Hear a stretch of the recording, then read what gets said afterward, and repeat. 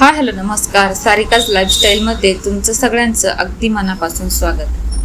दीपपूजा करताना आपण हरळ, आघाडा, गुळफुटाणे आणि कापसाची माळ अशा काही वस्तू अर्पण करतो.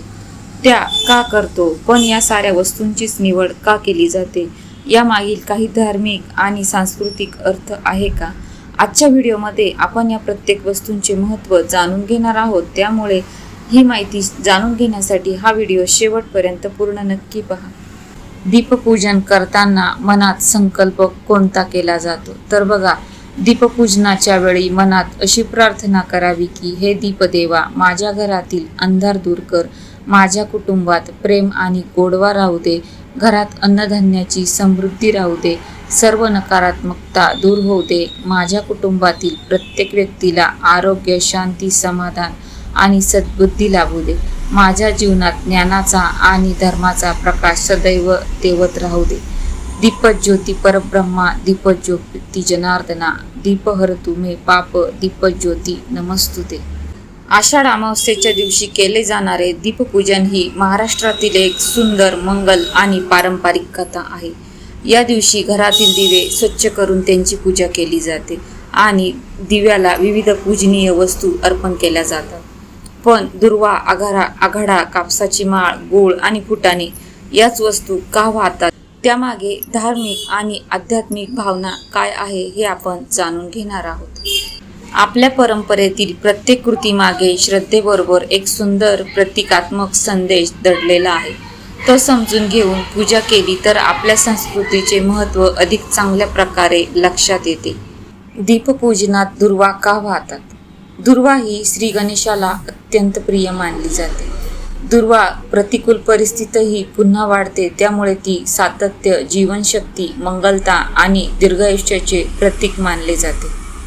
दीपपूजनात दुर्वा अर्पण करताना मनोभावे अशी प्रार्थना केली जाते: घरातील विघ्ने दूर व्हावीत, कुटुंबात मंगलता नांदावी, चांगल्या कार्यात सातत्य राहावे, सर्वांना आरोग्य, सुख आणि समाधान लाभावे.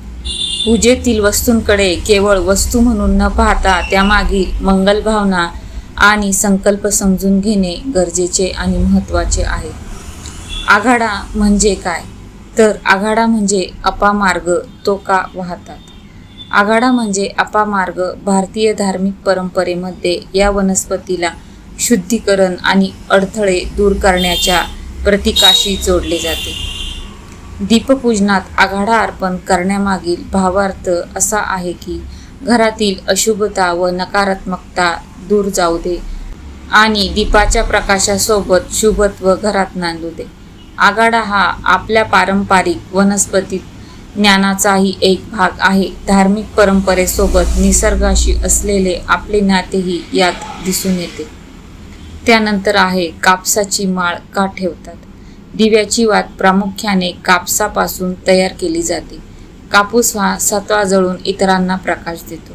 यातून जीवनाचा एक अत्यंत सुंदर संदेश मिळतो: स्वतःचा त्याग करून इतरांच्या जीवनात प्रकाश निर्माण करणे. कापसाची माळ अर्पण करण्यामागे पवित्रता, त्याग, सातत्य आणि ज्ञानाचा प्रकाश यांचा भावार्थ घेतला जातो. दीप म्हणजे फक्त बाहेरचा अंधार दूर करणारे साधन नाही, तो आपल्या अंतर्मनातील अज्ञान, अहंकार आणि नकारात्मक विचारांचा अंधार दूर करण्याचा आध्यात्मिक संदेश देतो. गुळ अर्पण का करतात? गुळ म्हणजे गोडवा.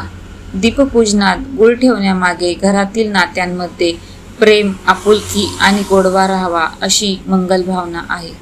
घरात पैसा, संपत्ती आणि सुखसोयी असल्या तरी जर त्या नात्यांमध्ये गोडवाच नसेल तर त्या संपत्तीचा आनंद अपूर्ण राहतो.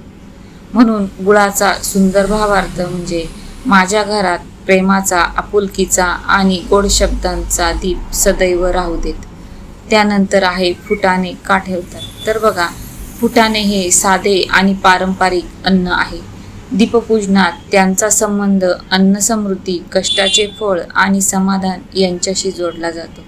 घरात अन्नधान्याची कमतरता भासू नये, अन्नपूर्णेची कृपा राहावी आणि कष्टाला योग्य फळ मिळावे अशी त्यामागची श्रद्धा आहे.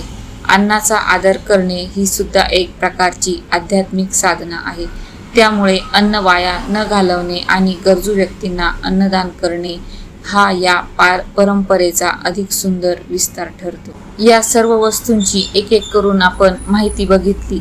आता आपण या वस्तूंची एकत्रित आध्यात्मिक संदेश द्यायचा झाला तर बघा, दुर्वा मंगलता, सातत्य आणि जीवनशक्ती देतात. आघाडा शुद्धीकरण आणि अडथळे दूर करण्याचा भाव देतो. कापसाची माळ त्याग, पवित्रता आणि ज्ञानाचा प्रकाश देतो. गुळ नात्यांमधील गोडवा आणि प्रेम देते. फुटाणे अन्नसमृद्धी, कष्टाचे फळ आणि समाधान देते. दीप अज्ञानाचा अंधार दूर करून ज्ञानाचा प्रकाश देते. म्हणूनच दीपपूजन म्हणजे फक्त दिव्यांची पूजा नाही, हे आपल्या घरासाठी केलेले एक सुंदर मंगल चिंतन, कृतज्ञता आणि प्रार्थना आहे. आजची माहिती तुम्हाला कशी वाटली हे कमेंट करून मला नक्की कळवा. व्हिडिओला जास्तीत जास्त लाईक आणि शेअर करा. तुमचाही काही अनुभव असेल तर तो देखील कमेंटमध्ये सांगा, कारण तो इतरांना प्रेरणादायी ठरू शकतो. मी सारिका या नोटवर तुमच्या सगळ्यांची रजा घेते. भेटूया पुन्हा अशाच आध्यात्मिक, धार्मिक महत्त्वाच्या माहितीसह पुढच्या व्हिडिओमध्ये. तोपर्यंत सगळ्यांना श्री स्वामी समर्थ.